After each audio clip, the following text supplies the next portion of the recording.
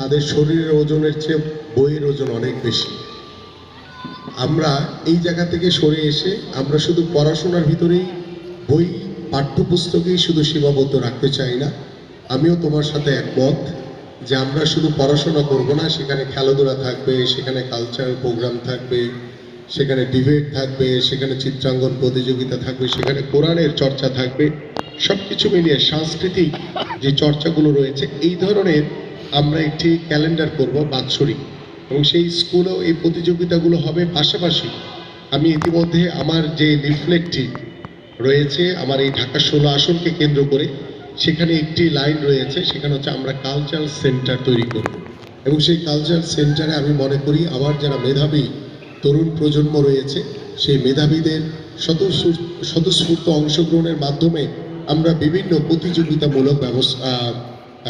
প্রতিযোগিতামূলক বিভিন্ন অনুষ্ঠান করব, যে অনুষ্ঠানের মাধ্যমে আমরা আমাদের মেধাকে আরও বিকশিত করতে পারবো।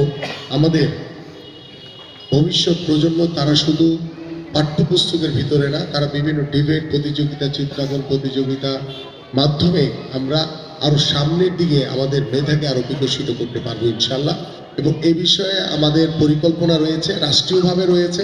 পাশাপাশি আমার এই এলাকার যারা তরুণ প্রজন্ম রয়েছে তাদেরকে আমরা যদি মাদকের করাল গ্রাস থেকে দূর করতে চাই, তাহলে আমাদের খেলাধুলার কোনো বিকল্প নাই, আমাদের সাংস্কৃতিক চর্চার কোনো বিকল্প নাই।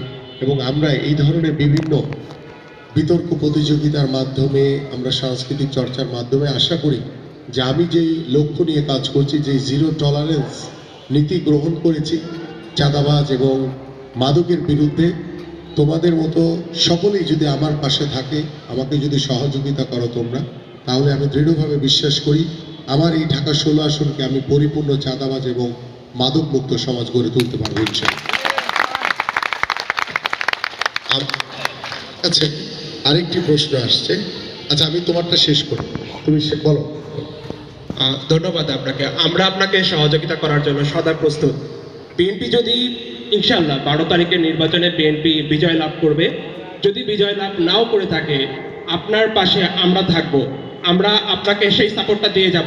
বিএনপি যদি জিততে নাও পারে তবুও বুদ্ধিভিত্তিক চর্চার জন্য আমরা সাপোর্ট দিয়ে যাব। এবং আপনার জন্য আপনার কাছে আরেকটা বিষয় আমি একটু লিখতে চাই। আপনারা তো এইখানে বেশ কিছু স্কুল কলেজ আছে, তারা যখন স্কুল কলেজে যায় একটা ট্রাফিক জ্যামের সৃষ্টি হয়, কারণ প্রত্যেকটা বাচ্চা একটা করে যদি রিক্সাও নেয় কিংবা একটা করে যদি তাদের প্রাইভেট কার আসে, অনেকগুলো হয়ে যায়।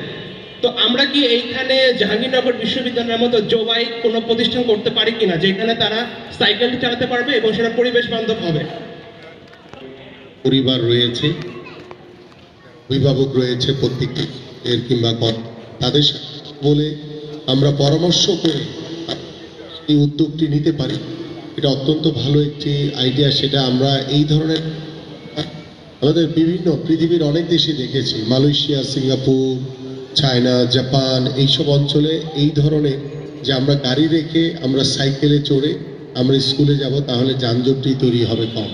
সো এই ধরনের পরিবেশ আমরা স্টার্ট করতে পারি, বাট এটা আস্তে আস্তে করতে হবে, এটা সময়ের ব্যাপার।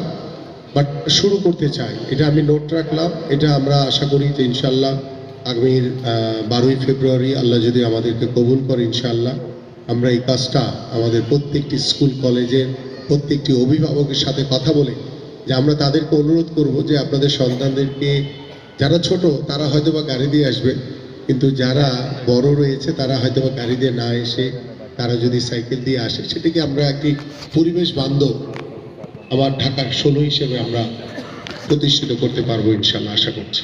এবং তোমাকে ধন্যবাদ যে তুমি তোমার যে বুদ্ধি দীপ্ত যে বিষয়গুলো আমাদেরকে শেয়ার করেছো। ইনশাল্লাহ আশা করি আমরা এইভাবেই সামনের দিকে তোমাদের সাথে বসে আলোচনার মাধ্যমে আমরা ইনশাল্লাহ আরো সামনের দিকে অনেক দূরে এগিয়ে যেতে পারবো বলে আমরা বিশ্বাস করি।